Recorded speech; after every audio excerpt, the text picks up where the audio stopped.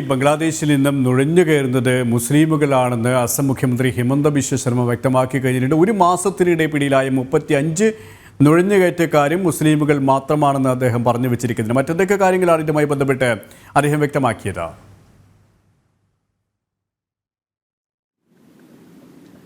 കഴിഞ്ഞ ദിവസം അസ്സാമിലെ ബദർപൂരിൽ 2 ബംഗ്ലാദേശികളെ അസ്സാം പോലീസ് അറസ്റ്റ് ചെയ്തിരുന്നു. ബംഗ്ലാദേശിൽ നിന്നും അനധികൃതമായി കയറിക്കൂടിയ 2 പേരെയാണ് അറസ്റ്റ് ചെയ്തത്.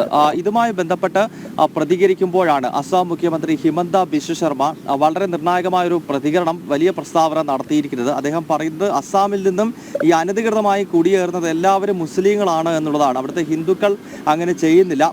ഹിന്ദു സമൂഹം ബംഗ്ലാദേശിൽ വലിയ പീഡനങ്ങൾ നേരിടുന്നുണ്ട്. അവർക്ക് നേരെ ഭീകരവാദികൾ വാളോങ്ങുകയാണ് എപ്പോഴും. പക്ഷേ സ്വന്തം മണ്ണിൽ നിന്ന് തന്നെ ആ ഭീകരവാദത്തെ അതിജീവിക്കാനാണ് ബംഗ്ലാദേശിലെ ഇനിയും ശേഷിക്കുന്ന ഹിന്ദുക്കൾ ശ്രമിക്കുന്നത് എന്നാണ് അസ്സാം മുഖ്യമന്ത്രി ഹിമന്ത ബിശ്വ ശർമ്മ വ്യക്തമാക്കുന്നത്. ഒപ്പം അദ്ദേഹം ഒരു ഉദാഹരണമായി പറയുന്നുണ്ട്. കഴിഞ്ഞ ഒരു മാസത്തെ കണക്ക് മാത്രം ഒരു ഉദാഹരണമായി അദ്ദേഹം വിശദീകരിക്കുന്നുണ്ട്. കഴിഞ്ഞ ഒരു മാസത്തിനിടയിൽ ബംഗ്ലാദേശ് അതിർത്തി വഴി നുഴഞ്ഞു കയറാൻ അനധികൃതമായി ഇവിടേക്ക് കൂടാൻ ശ്രമിക്കുമ്പോൾ അറസ്റ്റിലായിട്ടുള്ളത് 35 പേരാണ്. ഈ 35 പേരും മുസ്ലിങ്ങളാണ് എന്നാണ് അസ്സാം മുഖ്യമന്ത്രി കണക്കും പേരും നിരത്തിക്കൊണ്ട് പറയുന്നത്.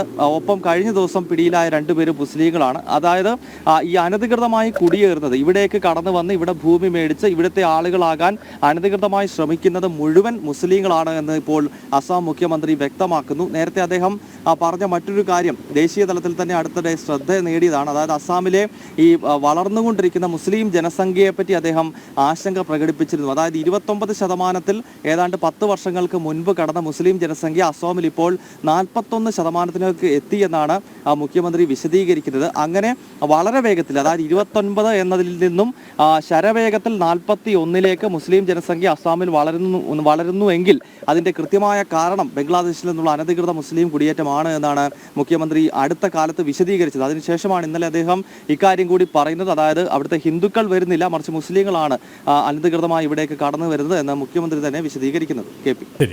ഡൽഹിയിൽ നിന്ന് ഗൗതമാണ് വിവരങ്ങൾ നൽകിയത്.